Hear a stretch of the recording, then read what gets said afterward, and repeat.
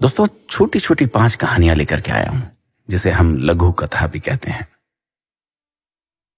Sir में भयंकर दर्द था, सो अपने परिचित केमिस्ट की दुकान में सरदर्द की गोली लेने रुका।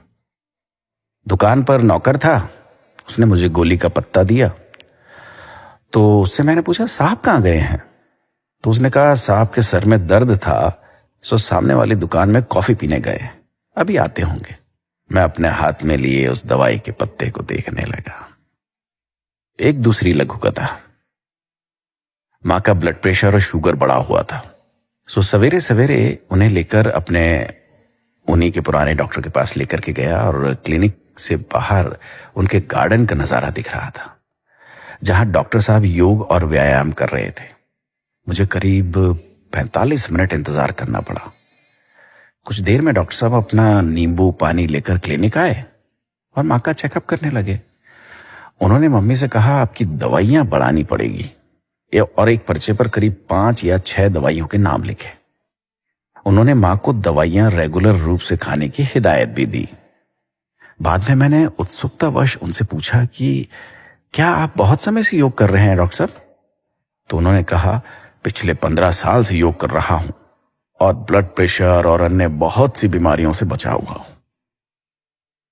मैं अपने हाथ में लिए हुए मां के उस पर्चे को देख रहा था, जिसमें उन्होंने ब्लड प्रेशर और शुगर कम करने की कई दवाइयां लिख रखी। ऐसी ही एक और कहानी दोस्तों। अपनी बीवी के साथ ब्यूटी पार्लर गया। मेरी बीवी को हेयर ट्रीटमेंट कराना था, क्योंकि उनके बाल काफी खराब हो चले थे।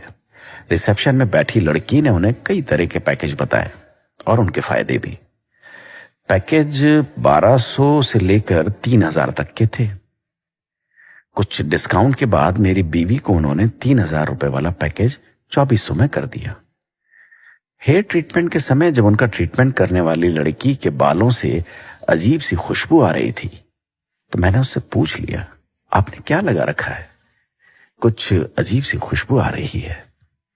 तो उसने कहा कि उसने सर में तेल में मेथी और कपूर मिलाकर रखा है, इससे बाल सॉफ्ट हो जाते हैं और जल्दी बढ़ते हैं। मैं अपनी बीवी की शक्ल देख रहा था, जो 2400 रुपए में अपने बाल अच्छे कराने आई थी। इसी तरह एक और छोटी सी कहानी। मेरी रईस कजीन, जिसका बड़ा डेयरी फार्म है, उसके फार्म पर जाना हुआ मेरा। फार्म में करीब 150 विदेशी गायें थी, जिनका दूध मशीनों द्वारा निकालकर प्रोसेस किया जा रहा था। एक अलग हिस्से में 2 देसी गाय हरा चारा खा रही थी।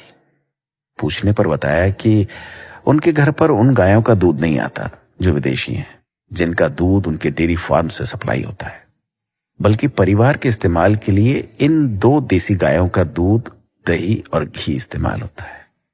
मैं उन लोगों के बारे में सोच रहा था जो ब्रांडेड दूध को बेस्ट मानकर खरीदते हैं।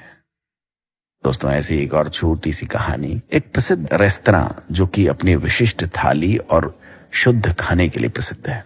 हम खाना खाने गए वहां पर। निकलते वक्त वहां के मैनेजर ने बड़ी विनम्रता से पूछा, सर खाना कैसा लगा? हम बिल्कुल शुद्ध तेल, घी और मसाले उपयोग करते हैं। हम कोशिश करते हैं बिल्कुल घर जैसा खाना लगे। मैंने खाने की तारीफ की तो उन्होंने अपना विजिटिंग कार्ड देने को अपने केबिन में गए। काउंटर पर एक 3 डब्बों का स्टील का टिफिन रखा हुआ था। एक वेटर ने दूसरे से कहा, सुनील सर का खाना अंदर केबिन में रख दे, बाद में खाएंगे। तो मैंने वेटर से पूछा, क्या सुनील जी यहां नहीं खाते? तो उसने जवाब दिया, सुनील सर कभी बाहर का खाना नहीं खाते, हमेशा घर से आया हुआ ही खाते हैं। मैं अपने हाथ में 1670 रुपए के बिल को देख रहा था। दोस्तों, हम जिसे सही जीवन शैली समझते हैं, वो हमें भ्रमित करने का जरिया मात्र है। हम कंपनियों के एटीएम मात्र हैं, जिसमें से कुशल मार्केटिंग वाले लोग मोटा पैसा निकाल लेते हैं। अक्सर जिन चीजों को हमें बेचा जाता है, उन्हें बेचने वाले खुद इस्तेमाल नहीं करते। अपना ख्याल रखिएगा।